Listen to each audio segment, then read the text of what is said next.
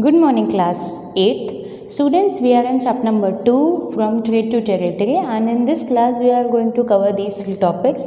Company rule expand, Tipu Sultan the tiger of Mysore war with the Marathas. अब देखिए यहाँ पर हम बात कर रहे थे कंपनी रूल एक्सपैंड। इस पॉइंट से तो हम लोग क्लियर आउट हो जाते हैं कि बंगाल का जब उन्होंने वॉर जीती थी, बैटल ऑफ प्लासी, उसके बाद उन्होंने क्या किया था, अपने एरिया को एक्सपैंड करने लगे थे, अपने रूल को एक्सपैंड करने लग गए थे, क्योंकि पता चल गया था ट्रेड के साथ साथ अगर आप खुद नवाब बन जाते हो तो कोई ऑब्लिगेशंस नहीं होते, आप कितना भी रेवेन्यू कलेक्ट, मतलब आप एक तरीके से अपने एरिया को एक्सपैंड कर पाओगे जब आप में पावर होगी। Now what happened next? If we analyze the process of annexation of Indian states by the East India Company from 1757 to 1857, certain key aspects emerged. The company rarely launched a direct military attack on a known territory. Instead, it used a variety of political, economic and diplomatic methods to extend its influence before annexing an Indian kingdom. अब देखिए, अगर हम तरीके की बात करें, 1757 battle of Plassey, 1757 हमने जो फर्स्ट बैटल किया था, जिसे हम गदर भी बोलते हैं, फ्रीडम फाइट पहली एकदम लार्ज लेवल पे, तो इन 100 सालों में हमने अगर गौर करें कि ब्रिटिशर्स ने कैसे अपने एरिया को एक्सपैंड किया है, तो डायरेक्ट मिलिट्री अटैक नहीं किया है, हमें कोई बड़ा वॉर नहीं दिखाई देता है। उन्होंने क्या किया, छोटे मोटे वॉर किए हैं, पॉलिटिकली, इकोनॉमिकली और डिप्लोमेटिक षड्यंत्र रचे हैं उन्होंने, खूब सारे प्रेशर डाला, पॉलिटिकली प्रेशर, इकोनॉमिकली प्रेशर डाल के उन एरियाज़ को अपने अंडर में किया है, उन इंडियन किंगडम्स को अपने अंडर में किया है। After the battle of Buxar 1764, the company appointed residents in Indian states. They were political and commercial agents and their job were to serve and further the interest of the company. Officials appoint कर दिए थे हर एक जगह पर अपने, और उनका काम क्या था, सिर्फ और सिर्फ कंपनी का भला सोचना, इंडियंस का बिल्कुल भी नहीं, अपने फ़ायदे, मतलब वो किसको सर्व कर रहे हैं, कंपनी को, ब्रिटिश ईस्ट इंडिया कंपनी को सर्व कर रहे हैं। Through the residents, the company official began interfering in the internal affairs of Indian state. They tried to decide who was to be the successor to the throne and who was to be appointed the administrative posts. अब देखिए, एक official appoint किया तो वो खाली तो बैठ नहीं सकता, धीरे धीरे इसने क्या किया, इंटरफेयर करना शुरू किया। जैसे हम एग्जाम्पल बेसिक मानते हैं, हमारे घर में गेस्ट आए, गेस्ट हैं, हमने उन गेस्ट को एक रूम दे दिया, धीरे धीरे क्या है, वो हमारे अंदरूनी मामलों में दखल अंदाजी देने लगे, नहीं इसको ऐसे नहीं करते, ये सामान नहीं लाना चाहिए, ऐसा नहीं करना चाहिए, वैसा नहीं करना चाहिए। वही काम क्या कर रहे हैं, ब्रिटिशर्स कर रहे थे at that time. Company officials बनते हुए उन्होंने एक तरीके से इंटरफेयर करना शुरू कर दिया इंटरनल अफेयर्स में राजाओं के, और बताया कि ये नहीं बनना चाहिए रूलर, इसे नहीं बनाना चाहिए, उसे बनाना चाहिए, अपॉइंट एडमिनिस्ट्रेटिव पोस्ट पे आप किसको करो, ये सारी चीज़ें। Sometimes the company force the state into a subsidiary alliance। और धीरे धीरे कंपनी ने क्या किया, सब्सिडरी अलायंस के लिए फोर्स करना शुरू किया। सब्सिडरी अलायंस होता क्या है, according to the terms of this alliance Indian rulers were not allowed to have their independent arm forces. Subsidiary alliance को साइन करने के लिए उन्होंने बोलने लग गए थे वो इंडियन रूलर्स को। सब्सिडरी अलायंस का मतलब क्या होता है कि जो राजा है वो अपनी सेना नहीं रख सकता है, वो इंडिपेंडेंट आर्म फोर्सेस नहीं रख सकता है जो उसके अंडर में काम करेगी। They were to be protected by the company, और उन्हें प्रोटेक्ट, अब राजा अपनी आर्मी नहीं रखेगा तो उसे बचाएगा कौन, दूसरे राजाओं से आक्रमण हो जाता है तो उन्हें बचाएगा कौन, उन्हें बचाएंगे ब्रिटिशर्स, उन्हें उनकी पूरी रक्षा करेंगे। इसके बदले क्या होगा, बदले के बिना कुछ काम तो होता नहीं है, इसके बदले क्या होगा, they had to pay for the subsidiary forces that the company was suppose to maintain for the purpose of this protection.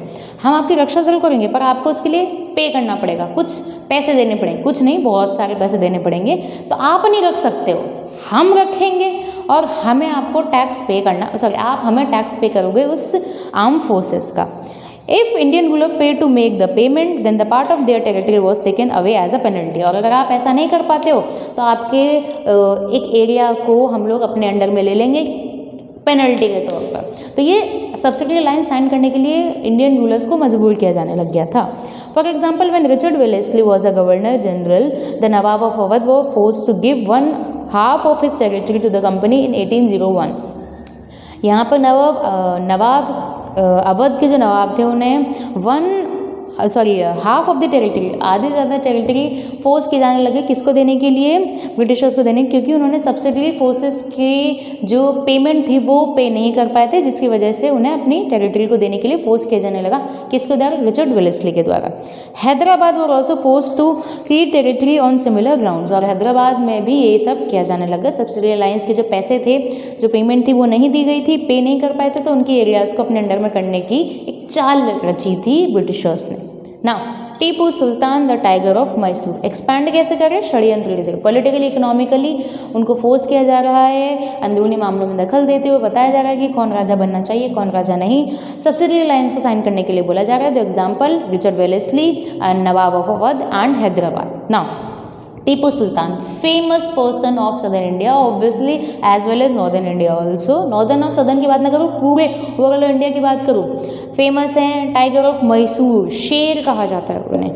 Now the company resorted to direct military confrontation when it saw a threat और to its political economic interest. This can be illustrated with the case of southern Indian state of Mysore. अब देखिए यहाँ बात की जा रही है मैसूर की। मैसूर के राजा थे हमारे टीपू सुल्तान, उनके फादर भी थे हैदर अली। यहाँ पर उनकी एरिया की बात की जा रही है। तो टीपू सुल्तान एक पैटर्निस्ट थे, अपने एरिया में किसी और की दखल अंदाजी पसंद नहीं करना चाहते थे, पर कंपनी को क्या करना है, अपने एरिया को एक्सपैंड करना है। तो अब वो क्या करेगी, Mysore had grown in strength under the leadership of powerful ruler like Hyder Ali, जिन्होंने रूल किया था 61 से 82 तक। उसके बाद टीपू सुल्तान 82 से 1799 तक। मैसूर जो एरिया था उसने बहुत ज़्यादा स्ट्रेंथली वेल था वो, या फिर पावर किसके द्वारा, यहाँ बात की जा रही है इसके पावर की। इतना पावरफुल कैसे बन गया, दो रूलर्स की वजह से, हैदर अली एंड उनके बेटे Tipu Sultan. Mysore controlled the profitable trade of Malabar coast where the company purchase pepper and cardamom. अब सदर्न इंडिया की बात हो रही है, सदर्न इंडिया में मालाबार कोस्ट की बात हो रही है। मालाबार कोस्ट पर इनका अधिकार था, जहाँ से ब्रिटिशर्स क्या एक तरीके से खरीदते थे, पेपर एंड कार्डमम, यहाँ पर बात हो रही है। In 1785 Tipu Sultan export the stop the export of sandalwood pepper and cardamom through the ports of his kingdom. और उसके बाद यहाँ से वॉर की स्टार्टिंग हो जाती है। कैसे, टीपू सुल्तान मना कर देते हैं एक्सपोर्ट करने से सैंडलवुड और paper and cardamom through the ports of his kingdom. मेरे एम्पायर से ये सारी चीज़ें एक्सपोर्ट नहीं कर सकते हो आप। And this allowed local merchants from trading with the company, और मना कर देते हैं कि आप इनसे ट्रेड मत करो। अपने जो लोकल मर्चेंट्स हैं ना, जो सामान बेचते थे, उन्हें मना कर दिया आप कंपनी को सामान नहीं बेचेंगे। He also established a close relationship between French in India and modernized his army with their help। और उन्होंने क्या किया, ब्रिटिशर्स को तो रिफ्यूज़ कर दिया, और एक तरीके से फ्रेंच के साथ उन्होंने अपनी फ्रेंडशिप को एक्सपैंड किया, बढ़ाया, रिलेशनशिप उनके साथ अच्छे किए, और अपनी आर्मी को मॉडर्नाइज कर लिया with the help of French. Britishers के साथ नहीं, फ्रेंच के साथ थे वो। द ब्रिटिश वर्क फ्यूरियस, और इससे ब्रिटिशर्स शांत तो बैठने वाले नहीं थे, उनमें उथल पुथल मच गई थी।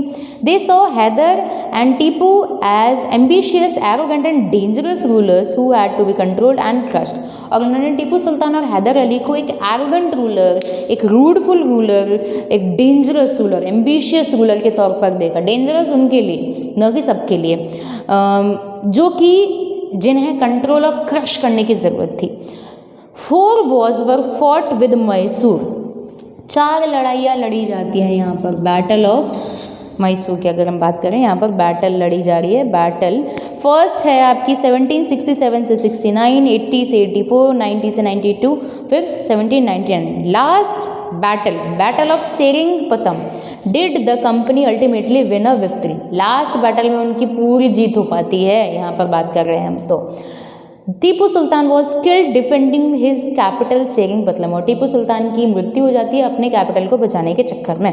Mysore was place under the former ruling dynasty of Wodeyars and subsidiary lines were impose on a state. अब देखिए, कोई भी वॉर अगर लड़ी जाती है और अगर कोई रूलर हार जाता है तो उसके संग सब्सिडरी लाइन, मतलब एक संधि करनी पड़ती है। तो वही संधि की यहाँ पर बात की जा रही है। 4 लड़ाइयाँ लड़ी जाती है, लास्ट वाली में हार जाते हैं। हैदर अली भी पार्टिसिपेट करते हैं, टीपू सुल्तान भी पार्टिसिपेट करते हैं, 4 वॉर लड़ी जा रही है। अब यहाँ बात की जा रही है नेक्स्ट टॉपिक की, war with the Marathas. Mysore की लड़ाई हो गई हमारी, मराठास मतलब महाराष्ट्र की तरफ अब ये लोग मुड़ चुके हैं। War with the Marathas from late 18th century the company also sought to curb and eventually destroy Maratha power. अब देखिए, साउथ से तो आप ऊपर की तरफ आने लग गए, और उन्होंने क्या किया, धीरे धीरे मराठाओं के एरियाज़ पर भी अपना हक जमाना स्टार्ट कर दिया था। With their defeat in the Third Battle of Panipat in 1761, the Maratha dream of ruling from Delhi was shattered. They were divided into many states under different chiefs belonging to dynasty with such as Sindhia, Holkar, Gaikwad, Bhosle. Their chiefs were held together in a confederacy under a Peshwa, who became its influence military and administrative head based in Pune. Mahandi Sindhia and Nana Fadnis were two famous Maratha soldiers and statesmen of late 18th century. जैसे ही war होती है तो war में नुकसान तो होता ही है। यहाँ पर भी बात ये की जा रही है थर्ड बैटल ऑफ पानीपत में जब इनकी ये हार चुके थे तो इनका दिल्ली को अपने अंडर में करने का सपना शाटर्ड हो जाता है। यहाँ बात कर रहे हैं हम लोग कि ये लोग बहुत सारे पार्ट्स में डिवाइडेड है और इनके जो हेड हैं यहाँ पर उनके हेड की बात की जा रही है। वो यहाँ पर हेड हैं इनके महानदी सिंधिया और नाना फडणवीस, जो कि दो famous Maratha soldiers and statesman से लेट 18th सेंचुरी के। उसके बाद क्या होता है, the Maratha were subdued in a series of war, और उन्हें भी ब्रिटिशर्स के संग वॉर्स की एक सीरीज लड़नी पड़ती है। In first war that ended in 1782 with the treaty of Salbai there were no clear victory. पहले वॉर में सालबाई में हुई थी 1782 में, कोई क्लियरली नहीं जीता था। सेकेंड वॉर में एंग्लो मराठा वॉर, इन वॉर को Anglo Maratha, Anglo means Anglo मतलब आधा आधा, आधा इंडियन ब्रिटिश इस तरीके से, तो Anglo Maratha war, first Anglo Maratha war 1782 में लड़ा जाता है, जो कि इसका कोई क्लियर विजन नहीं निकल पाता है। सेकेंड एंग्लो मराठा वॉर 1803 से 1805 अलग अलग बेस पर लड़ा जा रहा था, फ्रंट्स पर लड़ा जा रहा था, जिसका रिजल्ट क्या है, ब्रिटिशर्स उड़ीसा को जीत लेते हैं and the territories of north of Yamuna river including Agra. ये सारे एरियाज किसके अंडर आ गए, सेकंड एंग्लो मराठा वॉर में किसके अंडर आ गए हैं, ब्रिटिशर्स के अंडर में आ गए। And Delhi also. Finally third Anglo Maratha war 1817 से 1819, जिसमें मराठा पावर बुरी तरीके से हार जाती है। The Peshwa was remove, Peshwa जो थे ना हेड हम बता रहे थे, उनको उनको हटा दिया जाता है उनकी पोजीशन से और उन्हें बिठूर भेज दिया जाता है जो कि कानपुर के पास है, और उन्हें एक पेंशन दे दी जाती है कि आप यहीं बैठिए और हम आपको एक पेंशन दे देंगे, एक पर्टिकुलर अमाउंट ऑफ मनी मिल जाएगा आपको। The company now had complete control over the territory south of the Vindhyas. अब देखिए मराठा जीत लिया उन्होंने, साउथ भी जीत लिया है, और यमुना हो गया, गंगा, ये सारे एरियाज़ को जीतने की वजह से बहुत सारे एरियाज़ अब किसके अंडर में आ गए, ब्रिटिश ईस्ट इंडिया कंपनी के अंदर में आ गए हैं। तो हमने यहाँ पर इस पॉइंट्स के जरिए इस क्लास में ये देखा, कंपनी अपने एरिया को एक्सपैंड कर रही है, साउथ में मैसूर भी पहुंची है और मराठा को भी क्रश किया है। यहाँ पर हमने 4 वॉर्स पढ़ी है, यहाँ पर हमने 3 वॉर्स पढ़ी है, Anglo Mysore war, Maratha war also. Now in the next class we will discuss the claim of paramountcy. इसमें हम ये देखेंगे कि किस तरीके से कंपनी इंटरफेरेंस को बढ़ाती ही जा रही है। So that's it for today's class. Thank you.